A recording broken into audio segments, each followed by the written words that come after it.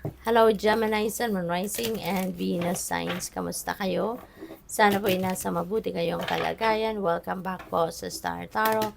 At kung bago kayo rito, welcome din po kayo. Please subscribe, like, share my videos, and leave me a comment kung nakaresonate po kayo. Thank you. So, Gemini, first message ninyo, we have the spiritual support. Sabi dito, dear angels, I allow you to support me as I grow to become more spiritually aware.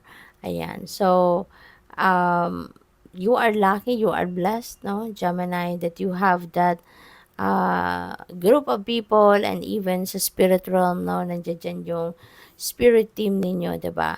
Ready, no, to support you. Nagpapaalam nga sa inyo na I allow you to support me, 'di ba? To become more spiritually aware. Marami kayong ngayong sigurong maiisip, marirealize about yourself, about your purpose, 'di ba? Yung mga ganon. And even relationship ninyo with the people and with the divine, with your spirit team, siguro mas malalalim na ngayon ang inyong knowledge about that, mas lalalim ngayon ang relationship ninyo with the spirit realm. Spiritual abundance. Wow. Thank you, angels, for blessing me with infinite abundance. Nakikita ninyo pera, gold coins ang ino-offer sa iyo ng angel nito. So most likely, ganito rin ang mangyayari sa iyo, no? Na you will be offered with abundance of money. So maaari na mga pwedeng cold cash ito na meron dadating sa inyo na cold cash, or po pwedeng opportunity, financial opportunity na dadating na siyang magdadala sa inyo ng walang katapusang kasaganaan, 'di ba? Because this is infinite abundance na paparating sa iyo. So claim it, no? Write it down in the comment section below. I-seal ninyo yung energy na to, na siya nang mapunta sa iyo, no? Siya nang mangyari sa buhay mo. At ang importante din, you need also uh, to align your energies, no? Align your thoughts, feelings, and emotions with this beautiful energy para tuluyan na ninyong mahatak ito sa buhay mo. Okay? So we also have transformation. Archangel Zadkiel, thank you Zadkiel for supporting me to transform all my past challenges.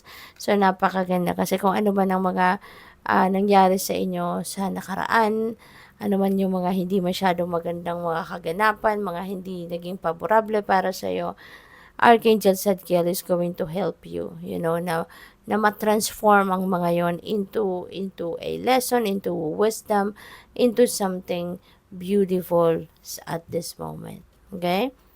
So we also have balance. Thank you, angels, for bringing my life into balance. So napakaganda, 'di ba?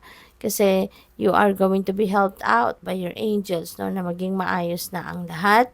May balik na sa balanse ang lahat, no, mapagtutuunan mo na ng pansin ang lahat dito. Wala ka nang makakaligtaan, wala ka nang manineglect, no?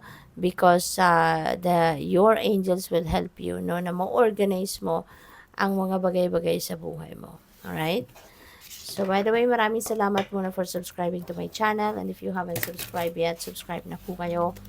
And also, maraming salamat din for not skipping the ads. Malaking bagay po yan sa akin. Thank you. And also, please click the join button sa baba ng video if you would like to join the membership then. Thank you. And sa mga cross-watchers, hello po. So, we have intuitive. Loon, intuitive. Sabi dito, listen to the song of your soul. Trust your intuition as you have a way of knowing. Emerge from the busy life and seek more solitude. Recognize that you are unique and that you are loved. Okay? So, you're very powerful, no? At this time, Gemini. Yung intuition ninyo is on point. Your intuition is heightened. And kapag kayo nakikinig din, no, sa inyong intuition, for sure, you will know kung saan na kayo dapat pumunta. You know? Maaari lang na kayo ay busy din. Marami din siguro kayong ginagawa, pinagkakaabalahan. So, mahalaga din, no, na umatras ka muna ng konti sa kung ano man ang inyong pinagkakabalahan, mga bagay-bagay, no, worldly things, and mag-solitude kayo.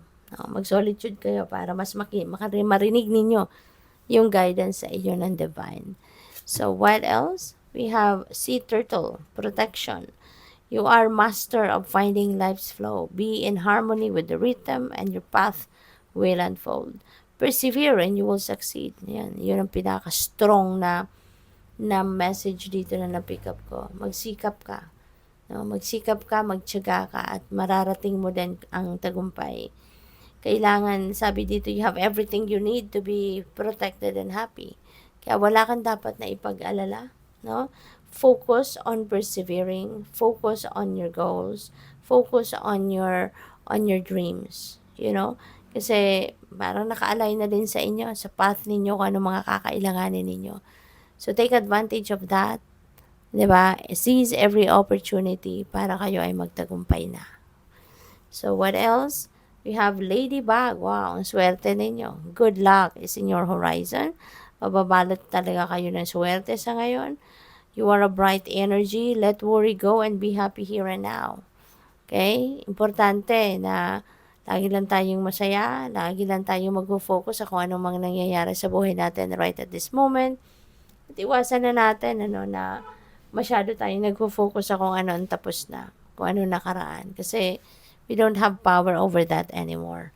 Wala tayong magagawa doon. We can't get the hands of time na bumalik pa. Wala nang ganon. Kaya let's focus on the here and now. Feel good about being a loving and colorful you. You bless the world with color and good luck. No? Ano ka din, siguro Gemini, there are so many people na natutulungan mo din in any way, shape, or form. There are so many people then that naiimpluwensyahan mo ng inyong swerte, nababahagian mo ng inyong swerte, at nababahagian mo ng good vibes, no? So, good luck. Thank you for watching. Love and light. Namaste.